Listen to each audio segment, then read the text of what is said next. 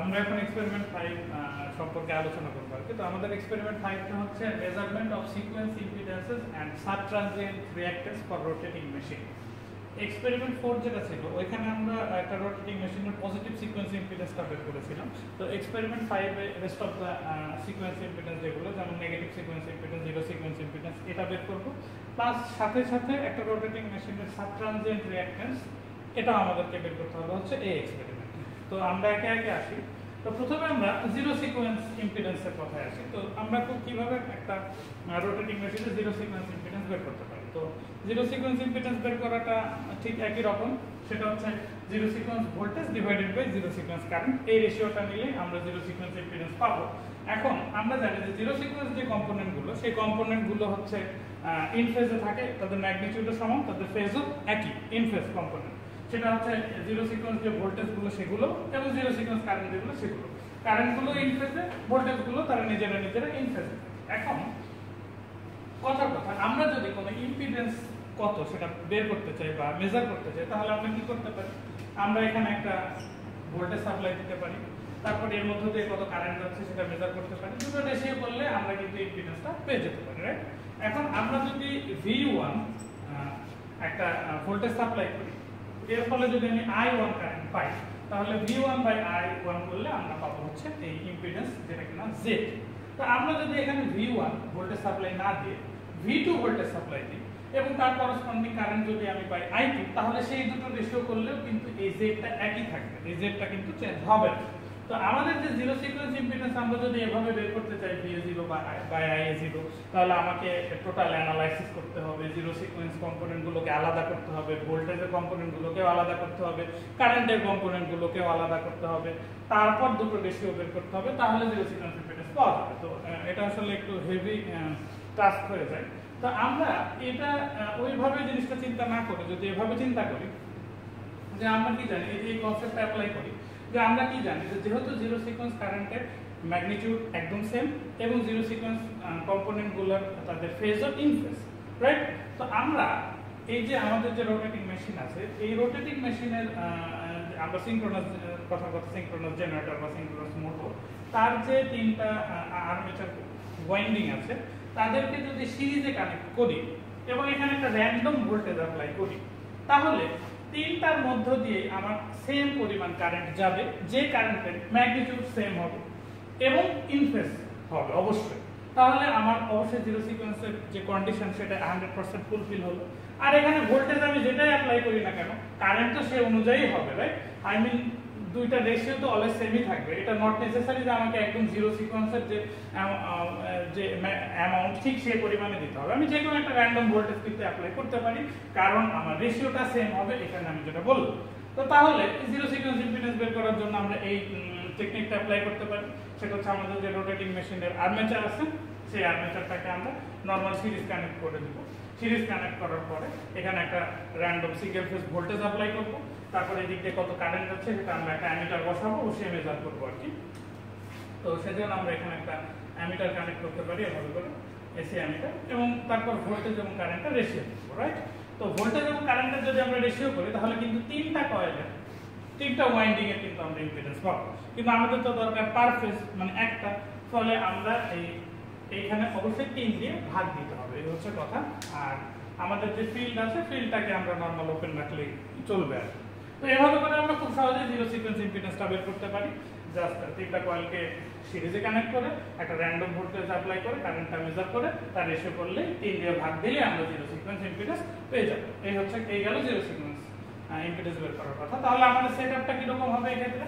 যেমন আমাদের যে সিনক্রোনাস জেনারেটরটা, সিনক্রোনাস মেশিনটা, তার আর্মেচারের যে টার্মিনালগুলো 1, 4, 6, 3, 2, 5 এগুলোকে এমন ভাবে কানেকশন দিব যাতে এটা সিরিজে থাকে।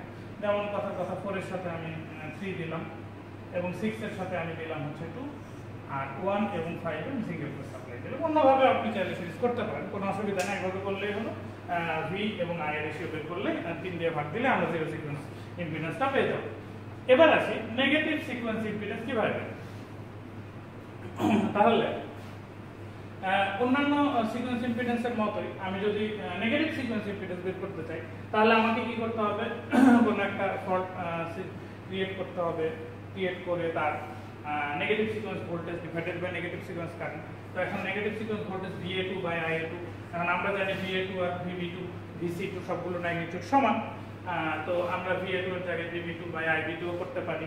তারপর VA2 by IA2 equal to VB2 equal to by IB2 equal to VC2 by IC2, এই যে কোনো একটা করলে আমরা হচ্ছে নেগেটিভ সিকোয়েন্স ইম্পিডেন্সটা পেয়ে যাব। আচ্ছা, এখন নেগেটিভ সিকোয়েন্স ইম্পিডেন্স যদি বের করতে চাই, জিরো সিকোয়েন্স বা পজিটিভ সিকোয়েন্স ইম্পিডেন্সের মতো এই কাজটা এতটা ইজি হবে না। এটা করতে গেলে আমাদেরকে এমন, আমরা জানি সিকোয়েন্স কম্পোনেন্ট গুলো কখন আসে, যখন সিস্টেমটা আনব্যালেন্স হয়, রাইট? তো আমরা, আমাদের কথা হচ্ছে প্রথমে একটা আমাকে ফল্ট ক্রিয়েট করতে হবে, এবং ফল্ট ক্রিয়েট করে সেই ফল্ট থেকে আমাকে নেগেটিভ সিকোয়েন্স ভোল্টেজ আলাদা করতে হবে এবং নেগেটিভ সিকোয়েন্স কারেন্ট আলাদা করতে হবে, কারণ এই নেগেটিভ সিকোয়েন্স ইম্পিডেন্স বের করার এর থেকে বিকল্প কোনো টেকনিক আসলে ওভাবে নেই আর কি, সত্যি কথা এক কথায় বলতে গেলে। তো আমরা তাহলে একটা ফল্ট ক্রিয়েট করবো। এখন আমরা কোন ফল্ট ক্রিয়েট করবো, কোশ্চেন হচ্ছে এটা। আমাদের হাতে অনেকগুলো ফল্ট আছে, line to ground fault, double line to ground fault, line to line fault, line fault.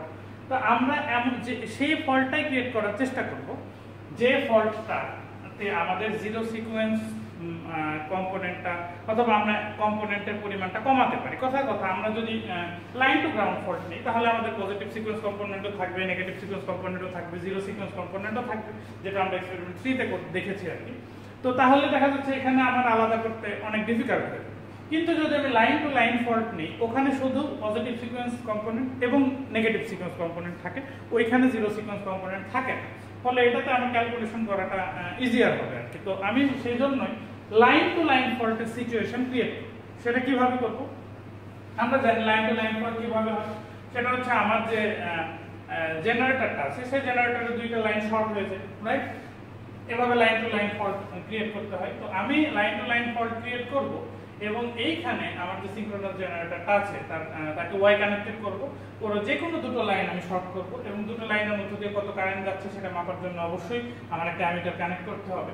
এবং এই দুইটা টার্মিনাল এবং আরেকটা রেস্ট অফ দ্য টার্মিনাল যেটা, সেটার মাঝখানে একটা সিঙ্গেল ফেজ ভ্যারিয়াক দিয়ে আমি একটা ভোল্টেজ সাপ্লাই করব। এই ভোল্টেজ সাপ্লাই, ভোল্টেজের ম্যাগনিটিউডটা কি হইতে হবে? এইখানে যে ভোল্টেজটা আছে, এই যে এর অ্যাক্রসের ভোল্টেজ, কথার কথা যেহেতু B এবং C এই দুটো ফেজকে আমি শর্ট করেছি, তাহলে আমি লিখতে পারি VB ইকুয়াল টু VC। তো আমার কথা হচ্ছে VA এবং VB এর মাঝের ভোল্টেজ হচ্ছে VA। এইখানে যে ভোল্টেজটা আসবে ঠিক সেম ম্যাগনিটিউডের ভোল্টেজ এবং অপোজিট ফেজের ভোল্টেজ আমি এই সিঙ্গেল ফেজ সাপ্লাই থেকে দেওয়ার চেষ্টা করব। তাহলে কি হবে? কথার কথা, এর যে ম্যাগনিটিউড, এখানে আমি যে ভোল্টেজটা সাপ্লাই দেব তার ম্যাগনিটিউড এক্স্যাক্টলি সেম হবে, কিন্তু এর যে ফেজ, এর ফেজ হবে ঠিক তার 180 ডিগ্রি। ফলে এর এই ভোল্টেজের যে কারেন্ট গুলো, যেমন এই দিকে কারেন্ট পাঠানোর চেষ্টা করতে, এই কারেন্ট পাঠানোর চেষ্টা করতে, যেহেতু তাদের ম্যাগনিটিউড সমান এবং তাদের ফেজটা উল্টা, অতএব একজন আরেকজনকে নালিফাই করে আমার এই কারেন্টটা জিরো হয়ে যাবে, যেটা কিনা এক্স্যাক্টলি আমার লাইন টু লাইন ফল্টের মতো আর কি। কারণ line to line fault, unloaded জেনারেটরের লাইন টু লাইন ফল্ট আমরা কিন্তু করেছিলাম এক্সপেরিমেন্ট 3 তে, সেটাতে কিন্তু IA0 ছিল। তো এখানে আমি এই সিচুয়েশনটা এভাবে করে ক্রিয়েট করব। আর আমাদের যে ফিল্ড ওয়াইন্ডিং আছে, ফিল্ড ওয়াইন্ডিং এ আমরা ফিল্ডে তো কিছু সাপ্লাই দেব না, তো এটাকে আমরা নরমাল 7 এবং 8 তাকে শর্ট করে রাখলেই চলবে আর কি। তো আমাদের তাহলে কি করতে হবে?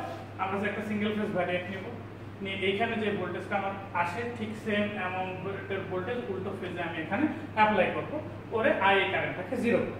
এই হচ্ছে কথা। তাহলে IA কারেন্টটাকে যদি জিরো করতে পারি, তাহলে আমার লাইন টু লাইন ফল্টে সিচুয়েশন এক্সাক্ট ক্রিয়েট হবে। এবং এখান থেকে আমরা কিভাবে জিরো সিকোয়েন্স ইম্পিডেন্সটা বের করতে পারি সেটা ক্যালকুলেশনটা আমরা দেখি যে কিভাবে বের করা যায়। যেমন এখানে যে ভোল্টেজ, সেই ভোল্টেজটা মানে এই ভ্যারিয়েক্টর যে ভোল্টেজটা দিচ্ছে, এই ভোল্টেজটা আমরা এই ভোল্টেজটাকে যদি আমরা V বলি, তাহলে V সমান কি লেখা যায়? VA minus VB। কারণ এখানকার ভোল্টেজ এটা হচ্ছে A টার্মিনাল, রাইট? তাহলে এর ভোল্টেজ হচ্ছে VA, আর এই এখানকার ভোল্টেজ কত? VB। যেহেতু VB আর VC সেম, এটা আমি আগে বললাম, যেহেতু লাইন টু লাইন ফল্ট, তাহলে V সমান লেখা যায় VA মাইনাস VB। তাহলে এখন VA যেহেতু একটা line to line fault situation, একে তিনটা কম্পোনেন্টে আমি ভাগ করলাম, VA1 VA2 প্লাস VA0। আর অনুরূপভাবে VB-টাও তাই, VB1 VB2 VB0, রাইট? এখন যেগুলো মানে VA1 VA2 VA0 VA0 সেগুলোকে ওই রকম ভাবে রাখলাম, কিন্তু VB1 VB2 VB0 এগুলোকে আমি in terms of VA1 VA2 VA0 টার্মে লেখার চেষ্টা করছি। তাহলে VB0টা হয়ে যাবে VA0, কারণ এরা ইনফেস এবং ম্যাগনিটিউড সমান, এবং VA1 সমান হবে a স্কয়ার VB1 সমান হবে হচ্ছে a স্কয়ার VA1। কিভাবে হয় এটা আমরা এক্সপেরিমেন্টে দেখেছি, যে আমাদের যে VA1 সেটাকে আমার 120 plus 120 240 angle anti clockwise rotate করালে আমরা VB1 পাই, কারণ এগুলো পজিটিভ সিকোয়েন্স কম্পোনেন্ট। তো সেক্ষেত্রে a স্কয়ার দিয়ে গুণ দিতে হয় VA1 K, R VA2 K a দিয়ে গুণ দিলে VB2 পাওয়া যায়। এই হচ্ছে কথা। দেন আমরা এখান থেকে